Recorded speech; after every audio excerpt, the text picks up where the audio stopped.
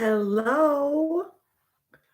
Welcome to Self Love and Chill. I'm your host, Lisa Velasquez, and I help the high achieving, modern, and passionate woman heal from toxic relationships to glow up and reignite and reclaim her powerful, sexy self. Thank you so much for joining me today. Just want to give you a few minutes to join the stream. It is my first time going live on YouTube, and I thought it would be a great time to just do it, post Valentine's Day. And this series, Self Love and Chill, has actually been something that I did on Instagram Live for about 10 weeks in 2021. Then I took a break from it and I wanted to recalibrate and come back and speak to a wider audience because I already knew that, you know, I wanted to reach more people and I really wanted to support in a way that I felt would reach more people. So I'm back with Self Love and Chill. And it's a place where I want you to just maybe put it into your routine for your Self Love Sunday. I give dating and relationship advice and, of course, self love advice because all this advice comes from a place of self love. And I want to be able to support you throughout your week with some anecdotes and to really, get you on the right path this year. We just finished Valentine's Day. I know that can be tough for some people, but I always want people to think about self love and Valentine's Day as a time for checking in with yourself, right? It's a day of love. And I think it's important that we look at it deeper than romantic love. We look at it as something of self love, giving love to people who could be family, friends, your community, and really doing that check in to see how you're loving yourself, right? What have you learned about love since Valentine's Day, actually up until Valentine's Day throughout the whole year? I mean, we did pass a really big holiday season, right? That's like the biggest holiday season at the end of the year, and then Valentine's Day.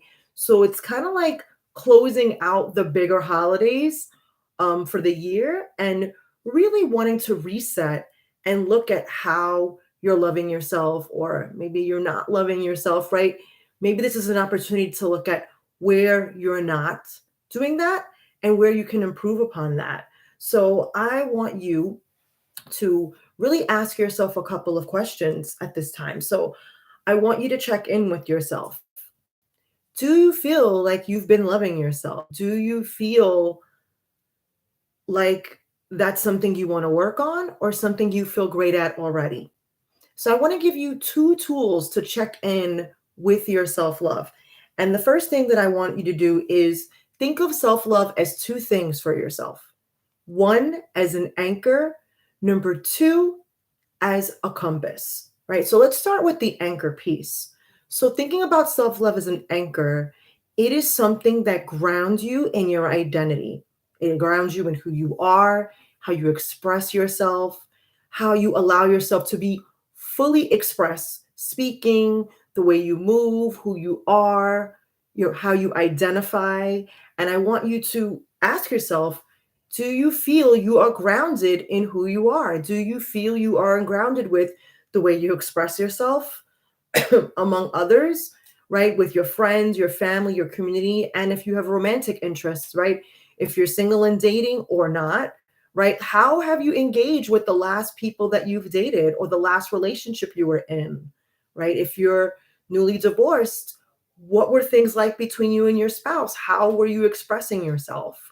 Were you expressing yourself and shining and being who you are, or were you shrinking to be in that relationship? I want you to think about those things. Are you shrinking to be in relationships in general? And that's for everyone. I want you to look at how you show up in those relationships, right? Because when you are owning who you are and when you are owning your voice and how you're expressed and the things that matter to you, that is how you're grounded. That is how you anchor yourself in self love. Like I'm saying self so much, but you get the point. So I really want you to tap into that part of yourself. You can journal about this, you can take notes and really ask yourself these questions and ask yourself, where do you hold yourself small? Which relationships and why? Why are you holding yourself small in those relationships? Is it to be liked by friends? Is it to live up to family standards that really are not your own or not set to keep you healthy? Or, is it to keep that partner, right? Is it you don't want to be single and alone? And I really think it's important to think about that, right? Do you want to keep an unhealthy relationship because you don't want to be single and you don't want to be alone? I would invite you to look at being single as not being alone. Look at single as being solo, right? So you can look at it as doing your solo throughout life, performing and living your life, living it. When I say performing it, I mean embodying your life. And you can do duets at any time that you want, right? If you have solos, you can do a duet if you're a singer. If you're a dancer, right? Sometimes dancers do solos and sometimes they partner up. Sometimes they dance in a group. I think it's important to look at how you can shine in your solo time, right? So when you're do a duet, people know who you are, right? Think about some of our favorite duets that we've heard out there. That just so many. I feel like I can't name any at the top of my head right now, but I know there's so many wonderful duets out there. And what are some of the duets that we really enjoy listening to? Right, the ones where we know one of the people performing, at least one, that we really love that person, their brand, their music, what they're about. So when we see them perform, we're excited for them to connect with someone else and bring magic, right, to that duo. But it's because they stand in who they are, they own who they are, they love themselves, that we love them even more. We don't want them to shrink in that duet, right? We don't want to see that. We want to see something that two people are shining bright and we are loving everything that they're bringing to the table, right? Because they're being their full selves, right? And you ever heard the expression power couple? Like, people say it's because, maybe the couple has money or whatever, but I really believe that a true power couple are two people who stand in their own power and do great things for the world. As in, they're owning who they are, they're not shrinking, they're showing up being fully expressed, and they're also using their gifts to come together and share with the world. You can have your own definition. That's my definition. I really think that people authentically make those moves or consider that. But I want to say that it's not about for you to aspire to be a power couple. That's not what I'm getting at. I'm trying to explain that when you come together with someone, you still get to be celebrated and fully expressed in the most healthiest ways possible, right? You don't need to shrink to be with anyone. And you sure as hell shouldn't be shrinking to be with yourself, right? I think it's really important that we do not allow the relationships we have with others to tear away and drain the relationship we have with ourselves. So start with that and understanding who you really are. Are you fully expressed? How do you want to be fully expressed? So just look at what that anchor is for you. What are these things that make you feel anchored, right? Because it's multiple things. And the second thing I want to touch upon is the compass, right? I really believe that once we're anchored in who we truly are and we're authentic to who we will have that lead us to our compass. That will be the compass that has us make healthier decisions, right? Because once you're anchored, you will have a compass that can lead you, okay? And that compass is going to take you wherever you want to go, right? It's going to take you to a healthy relationship. It's going to take you to a empowered and better career, right? It's going to take you to better romantic relationships and relationships you have with your health as with family and friends. So I really want you to start understanding that the anchor leads to the compass, and the compass starts to be the decisions that you make. The decisions that you make from being anchored. Because when you're not grounded, when you don't have an anchor for who you are, right? And when you're not setting boundaries, right? That compass is going to be off. You're going to make decisions that go against your well being, right? You want to make decisions that support your emotional well being. You want to make decisions that support your self love. And those decisions that you make are about boundaries. These are your boundaries. You are going to be upholding your boundaries based on the decisions that you make, right? The anchor is who you are, but the compass will lead to the boundaries you have. Okay. And I think it's important that, okay, if I'm grounded in who I am and I own my self love and I speak up for myself and I don't let people walk all over me and I don't shrink in my relationships, the decisions that I make when I'm approached for a romantic relationship, right, to go on dates or to commit, whatever level you're at, even if to go out there dating, what type of date you accept, they're going to come from a place of abundance versus scarcity, right? You're going to think there's plenty out there. I'm more than enough, right? You're more than enough. And then you're going to step into it saying, okay, I decided that I don't want to date this person anymore because they they ghost or they're too inconsistent. I don't know what they want. They're confusing me. I'm clear about what I want, but they're not clear about what they want. So I'm going to remove myself from this situation, right? That is when you are grounded in who you are. So you start making decisions that honor that. That is how you uphold your boundaries.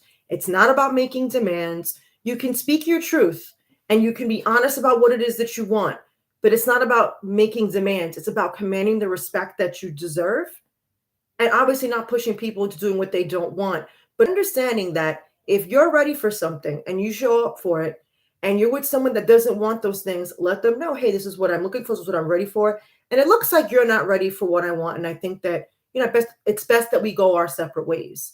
And I know a lot of you are probably like, well, wait a second, I finally just met someone that I really like and I want to be with them. Oh, I want to see where this goes. Okay, if you've already seen where it's going and they're showing you their inconsistency, right?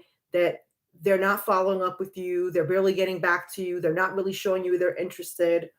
Why would you keep investing more when they're showing you they're investing like the bare minimum? They're showing you what they're ready for, they're showing you what they want. So it's not your job to put pressure, right, to get this person to do that. It is your job to uphold your boundaries, to honor them, and make decisions that are based in your self value, in your self love, in your self respect, right? And have that dignity to say, all right, I'm going to have dignity and walk away from this situation because it's clearly not for me. We don't want the same things. And remember, someone that's doing this is not someone that's great, right? Let me rephrase that. You're great. But if someone is doing that to you, you're not losing. A lot of the time you feel like, oh, I'm losing out because, this person could rate. Well, you are right now, and look how they're showing up. You applying pressure, again, like I said, isn't going to change that. What it's going to get you to do is step out on yourself.